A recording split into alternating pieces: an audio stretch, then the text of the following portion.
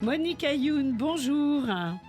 Bonjour. Alors, Monique, c'était l'émission Un livre, un destin. Et aujourd'hui, Monique, vous nous avez fait l'amitié d'inviter Trinidad, que je salue. Trinidad, auteur, interprète et metteur en scène. Monique Ayoun, vous avez la parole. Oui, ma chère Lise, nous avons le plaisir d'accueillir aujourd'hui Trinidad. Trinidad est auteure, metteur en scène et comédienne. Elle est fantaisiste, dynamique, en pleine perpétuelle création. J'ai eu un vrai coup de cœur pour les deux spectacles qu'elle a écrits. C'est un spectacle drôle. Le premier s'intitule Pour que tu t'aimes encore. C'est un spectacle drôle et intime qui raconte l'histoire d'une vie. Il se jouera au Festival d'Avignon à partir du 7 juillet au Théâtre du Roi René à 19 h. Quant au second spectacle, il est à l'affiche depuis 6 ans à la Comédie Bastille. Il s'agit d'un très bel hommage à Simone Veil qui s'intitule très joliment « Et pendant ce temps, Simone Veil ». Bonjour Trinidad. Bonjour Monique. Alors je dirais que ce qui caractérise vos spectacles, c'est l'art de communiquer au public de la joie, tout en abordant des sujets parfois très lourds.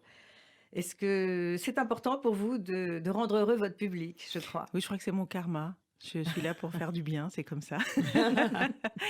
En fait, ce qui est intéressant, il y a eu à un moment donné un vrai changement pour moi parce que j'ai toujours aimé faire rire, mais pendant un temps, le rire était un but et à un moment donné, c'est devenu un moyen. Et effectivement, c'est devenu ce que je dis toujours, le petit verre d'eau qui fait passer le cachet et une possibilité de transmettre des messages à travers le rire. Alors votre spectacle, Pour que tu t'aimes encore, c'est le parcours d'une femme, le vôtre. Un parcours pas si facile que ça, un parcours chaotique entre une mère plutôt dénigrante et un oncle plutôt pervers.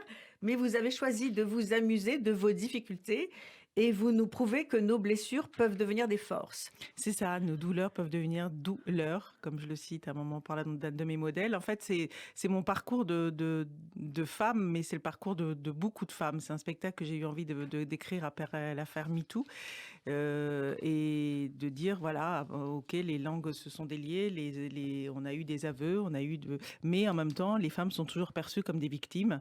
Quand va-t-on voir la puissance des femmes? Quand les femmes elles-mêmes vont voir leur propre puissance? C'est pour ça que je l'ai intitulé Pour que tu t'aimes encore et non pas pour que tu m'aimes encore. Parce qu'il faut d'abord déjà s'aimer soi pour être aimé des autres. Lise, vous aviez une question Oui. à ce sujet? Oui. Alors, vous dites dans votre spectacle que vous vous êtes construite grâce à des modèles de femmes, Françoise d'Orléac, Romy Schneider ou Barbara. Est-ce que c'est ça qui vous a aidé et est-ce que ces femmes ont été des modèles pour vous?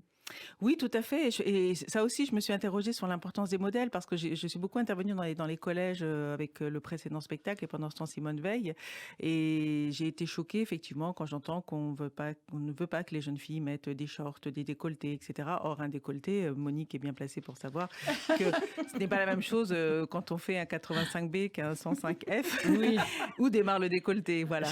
Et que je trouve ça plus judicieux d'expliquer aux jeunes filles que notre corps a un pouvoir et donc de les accompagner en tant qu'adultes que de les regarder comme des objets sexuels. Et j'ai regardé les modèles qu'on leur offrait parce qu'on les interdit de se mettre en short. Mais quel modèle on offre aux jeunes filles que des jeunes femmes en short, en décolleté? Donc, il faut être cohérent. Et moi, j'ai regardé effectivement les modèles qui m'ont aidé à me construire. Et c'est effectivement plutôt des femmes intelligentes, puissantes, écrivaines, en tout cas conscientes de leur puissance. Oui. En tout cas, quand on voit votre spectacle, Trinidad, on voit que votre mère n'a pas été un modèle pour vous, ni un modèle, ni un soutien.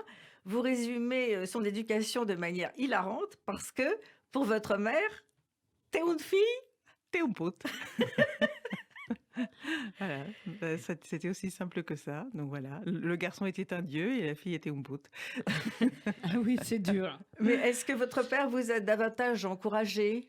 Oui. Comme je l'ai romancé dans le spectacle, évidemment, je l'ai fait de façon romancée, mais c'est vrai que c'est mon père qui m'a poussé à l'écriture. Oui, puisque j'ai noté qu'il vous a acheté votre première machine à écrire. Alors, il n'a pas acheté, il travaillait dans une banque espagnole et cette banque a changé tout son matériel. Et un jour, il est arrivé avec un truc qui pesait 8 tonnes 12, un peu comme dans Populaire.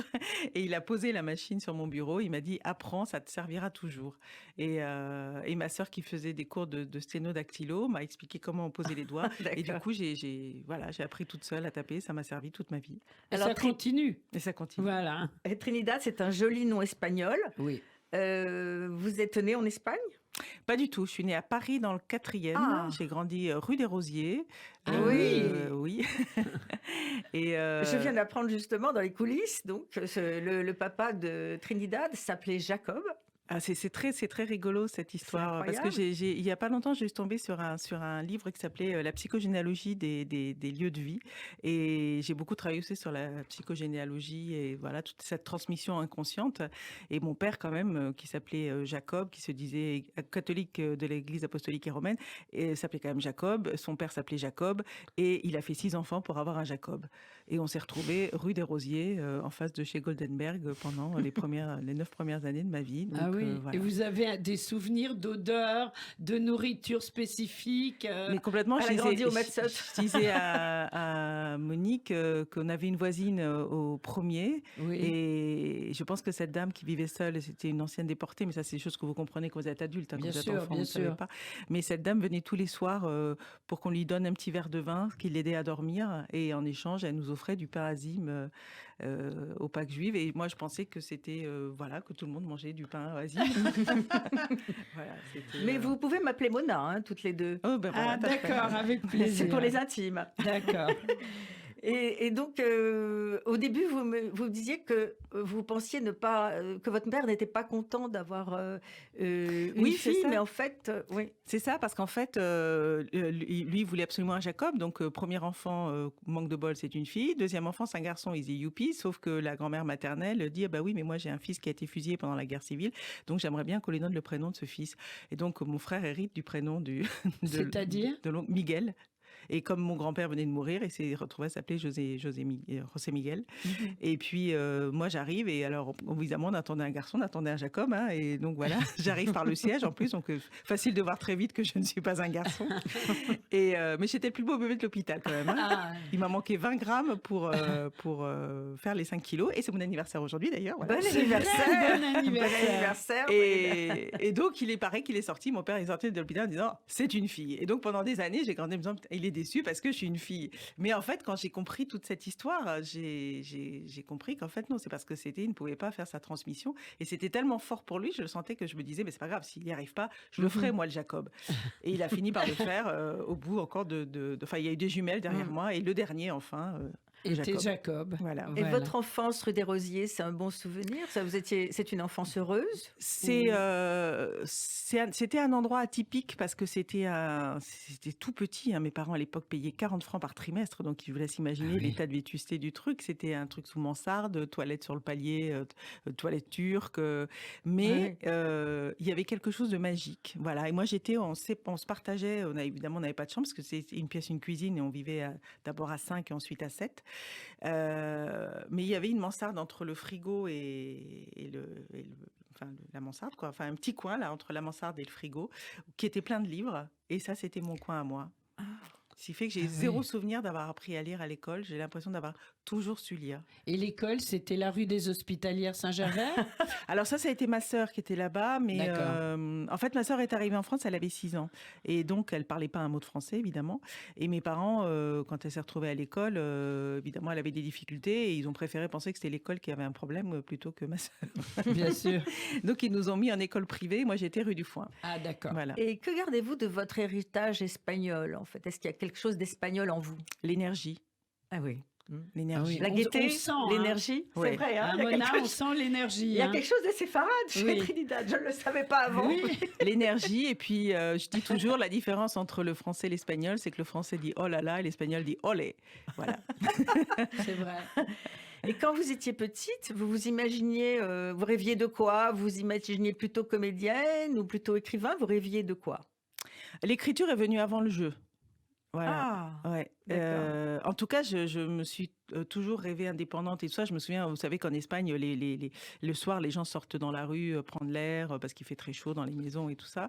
Et je voyais ces jeunes femmes qui s'arrêtaient, qui garaient leur voiture devant chez ma tante, qui serraient le frein à main. Et je me disais, moi, quand je serai grande, je saurai conduire. Et longtemps, j'ai été la seule femme de la famille à avoir mon permis. Ah oui. Ah oui, oui, oui, d'accord. Ouais. Je voulais faire des études, Ah. mais ça, c'est vrai que ça a été poussé par mon père. Mon père, Mon père, en fait, vient d'une famille qui était assez aisée. Ils ont tout perdu au moment de la guerre parce que mon grand-père est mort brutalement.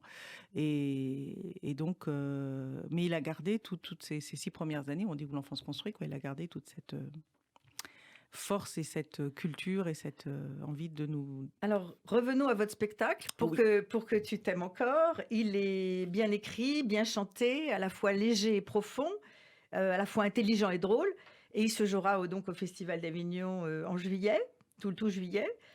Alors, vous livrez avec humour des clés pour nous apprendre à nous accepter, à accepter notre corps tel qu'il est, à être plus indulgente envers nous-mêmes, à pas se laisser gouverner par les dictats de la société, par les normes.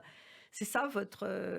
Oui, et puis je tiens à dire que c'est autant pour les femmes que pour les hommes, hein, parce que je m'arrête aussi un petit peu sur les hommes et sur la taille de leur pénis et sur leur angoisse. Parce que ça fait quand même 4 ans que j'interviens dans l'émission de Brigitte Lahaie, et ça a été aussi un vrai parcours pour moi d'entendre des hommes parler de leur intimité et tout ça. Donc, et qu'après, pendant son Simone Veil, un homme m'a demandé d'écrire la même chose pour les hommes. Donc, c'est quelque chose qui est en plus grand chantier.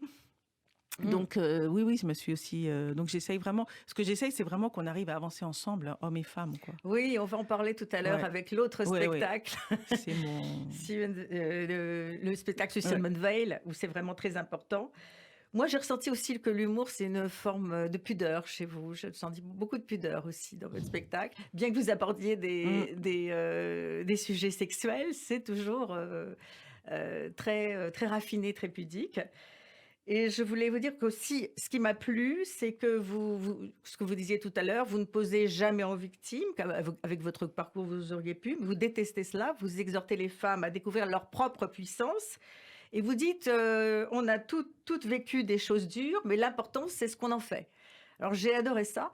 Mais je me suis demandé si toutes les femmes avaient les armes pour ça, pour transcender leurs blessures. En tout cas, je pense que pour tout le monde. Je sais pas comment vous avez fait. Je pense qu'on peut s'entraider, justement, quand l'une arrive à le transformer. C'est ce que j'essaye de faire, c'est de dire c'est possible. Donc voilà, faisons. Vous, c'est grâce à l'humour. C'est pas que grâce à été la scène, effectivement, parce que l'écriture est arrivée vers 8 ans avec Le Petit Prince de Saint-Exupéry, où la maîtresse nous a donné ce livre à étudier en disant chaque fois qu'on étudie un passage, vous écrivez ce que vous voulez dans un cahier. Et donc c'est là, les vannes se sont ouvertes. Et ensuite, je me suis retrouvée sur scène à 12 ans. Et c'était déjà votre premier texte était déjà humoristique? Non, là c'était humoristique, mais c'était pas de moi. C'était Giraudoux. Et avec la prof de français, parce qu'en fait, moi, l'abus que j'ai subi, j'avais 10 ans. Ça a été un tremblement de terre dans ma tête, dans ma vie, dans tout ça, parce que au-delà de ce que vous vivez, c'est la confiance dans les adultes. C'est-à-dire que d'un coup, vous vous dites, qui va me protéger? Si un adulte me fait ça, qui va me protéger? Donc il y a un grand sentiment de solitude, une incapacité à parler parce que vous voyez bien qu'il n'y a pas d'espace pour parler. C'est Boris Cyrulnik qui a un très très beau livre qui s'appelle La honte, où il explique bien ça. C'est-à-dire si on ne parle pas, c'est parce qu'il n'y a pas l'espace pour parler.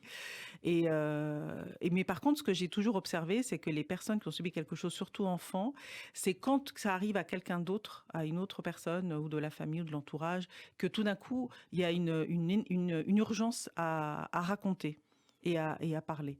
Et donc voilà, et moi je suis arrivée en 5e avec cette prof de français qui était extraordinaire et qui animait le club théâtre du collège, et je me suis inscrite avec elle, et je pense que ça m'a vraiment sauvé la vie. Vraiment l'écriture alors. Le jeu. C'est-à-dire que quand je me suis retrouvée sur scène, là je me suis autorisée, parce qu'il n'y avait pas de danger, à devenir la femme que je rêvais d'être. Et ensuite, sur le plan personnel, j'ai fait tout ce travail pour me rapprocher de celle que j'avais imaginée. Alors on arrive bientôt à la fin de l'émission. Je voudrais dire absolument 2 mots de la mise en scène qui m'a époustouflée, parce que c'est une mise en scène vraiment magique, avec des jeux de lumière, une mise en scène fluide, sans aucun temps mort, et ponctuée de courtes vidéos, de musique et de chansons.